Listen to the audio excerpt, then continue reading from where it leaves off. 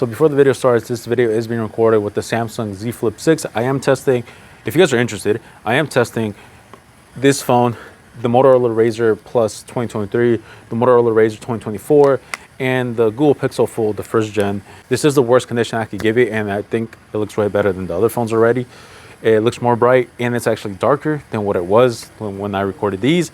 The first one I recorded was this one. If you guys are interested, look at the previous videos. But there's a test, and yeah, so we're gonna be recording it like this.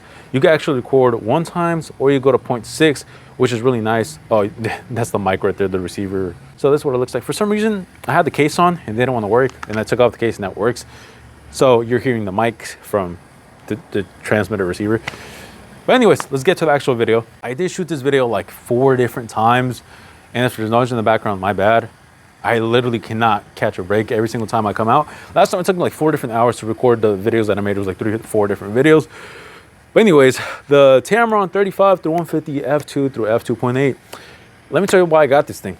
So if you guys know, if you guys have been watching the channel for a bit before I actually stopped uploading, you guys will know that I have a Canon R6 Mark II. So yeah, I've been shooting Canon for a while. Nothing crazy though. Not like professionally, even though I have some professional experience with different companies, like media companies. So if you guys are interested, hit me up. Anyways, yeah, so yeah, that happened. And yeah, but recently, like, I don't know about now, but from like the time that I did want to do it, I wanted to make the switch to Sony.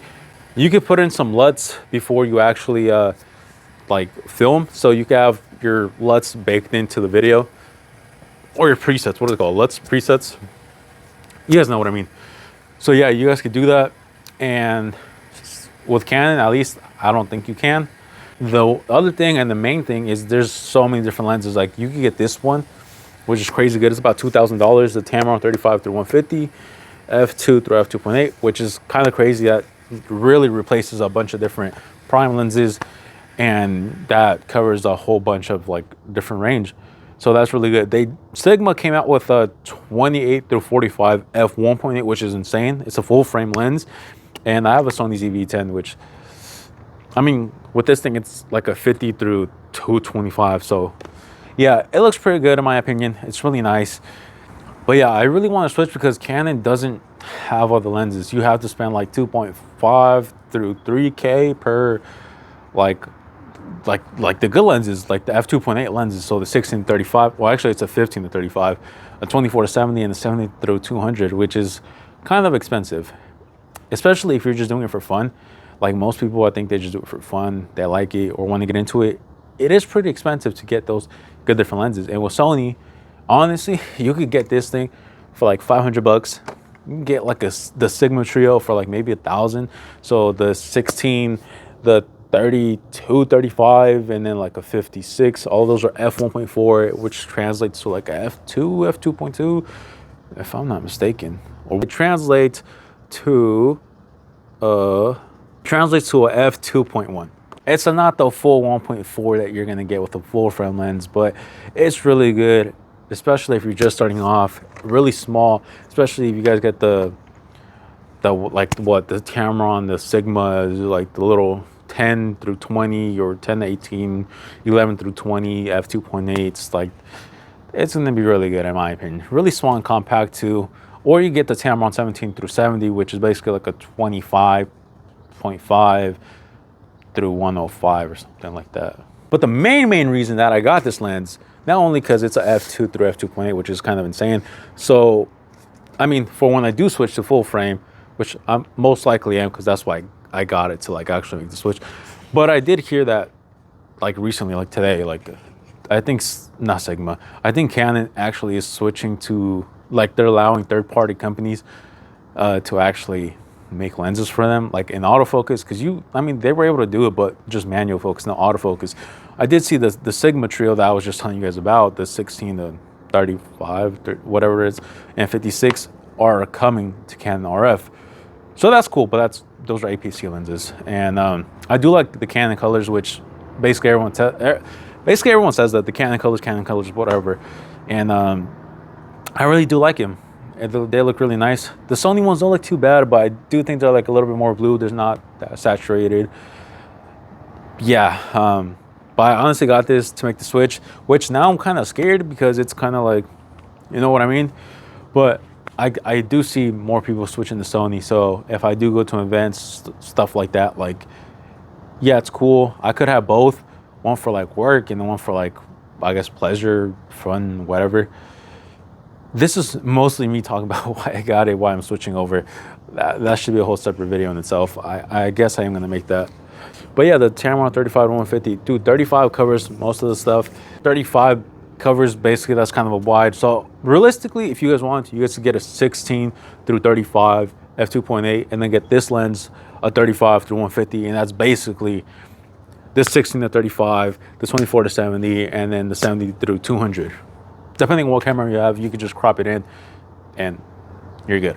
Like literally 2 different lenses, you get them for about brand new, like $5 grand, let's say 4.5, somewhere around there. Used, you could probably get them both for like 2.5, which is insane. That's basically what one lens is gonna cost you for real. And then you can just invest other money on the camera or different lenses, you know, more prime lenses for more specific shots. If you guys are gonna do like weddings and stuff like that, you guys get this one, get like a wide angle, like a 16-35, and then just get a 85 1.4 for Sony.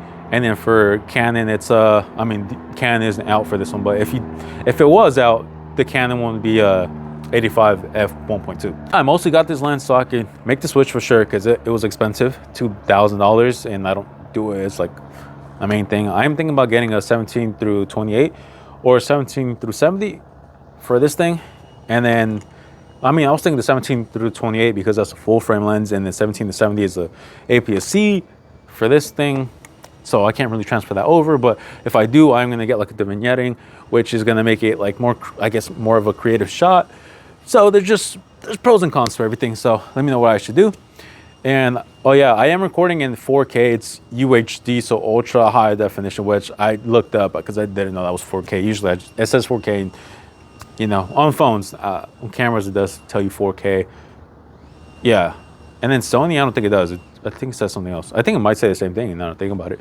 I didn't mention, I think from 35 to like 40, it's a f2, and then from 40 through 65, it's a f2.2 to f2.4. And then once it gets to 70, it gets stuck at a 2.5 until you get to 85. And 85 is a 2.5, or it goes to a 2.8. Honestly, I forgot what it was. But yeah, you get to a certain point, I think it's like 85 or 70, which it just stays at 2.8 all the way to 150. I guess there's a pro and a con. It drops all the way to f2 at 35 and up to 40, but just leave it at 35. And a con is if you do zoom in, it is going to change. So I mean, that's going to be difficult, especially if you have 2 different dials and not 3, like on the A6700 and most full frame Sony cameras, I'm assuming. I mean, I've never had one, but yeah, that's what I'm assuming. That is going to suck, but you guys could fix that by just leaving it at f2.8 the whole time, and you guys don't have to switch settings. So that's what you guys can do if you want an easy workaround. Besides that, I don't really know. Let me see if I do have the photo and video. I do have some photos and videos, I think. If I don't have the video, then my bad. Might try to go out sometime. Dude, the other day I was gonna go out, get some like content, some photos and videos with the lens. I was gonna test it out. I didn't go out, and I should have gone, because out in the city there was a bunch of, I guess there was some event. It would have been beautiful, Christmas lights and everything. So I don't know if I'm gonna upload this year, start 2025. We still got 2 weeks, so yeah. Like, comment, subscribe. Let me know why you guys got one, if you guys got one. I mean, it gives you a bunch of different range, 35 to 150. Pretty good in my opinion, especially with a full frame camera. I mean, what else to tell you? It has a lock on it, 3 different custom buttons. So there's 1 right here, 2 right here, 3 down here. You can update it down here. It's an E-mount, so you can just use it with almost every single Sony camera that's mirrorless, I'm pretty sure. And autofocus, manual focus. You can put a HUD on it. You can put the lens cover cap on it. What else? I mean, what else to tell you guys? I mean, there's nothing else to tell you guys. It's a really good one. Let me know if you guys have one. If you don't, yeah, I know for sure I have some photos. If I don't have some video, then my bad. I actually do, but I can't use that video because privacy reasons. All these guys are good for nothing. Felt so tuned down like a fucking sympathetic. Wanna help, but isn't more self-gratification. Tasteless, so overbearing. Hate this, face that I'm wearing. Saying I mean this is turning redundant. Getting my feelings like a push of a button. Alright, need to say it in a new time. Situations. So right now I'm doing a video test. It's 1060 F2.8 and ISO is 100.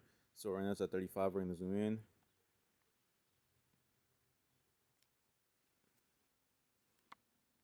So that's me just holding. I'm recording with the Sony Zve10. So that's me holding the shutter button so it doesn't unfocus. So if I hold it like this, leave it focused on that, when I come back to it, it should be focused. Yeah. So that's a little test right there. Let's see right here. Might have to. I'll just crank up the what's it called? The aperture. Actually, I could just do the ISO. It's just harder because it's a small camera. Never mind. What the heck? What am I talking about? It's supposed to be the shutter because I don't got an ND on this thing. But yeah, it was raining. That's what it looks like. Maybe I gotta scoot back a little bit so it can focus better. So I have it at 3.2 right now. The aperture, so f3.2. That's what it looks like. Honestly, we could just go, let's say 4.5. Raise up the ISO. 1/60. Oh, it's about to start raining.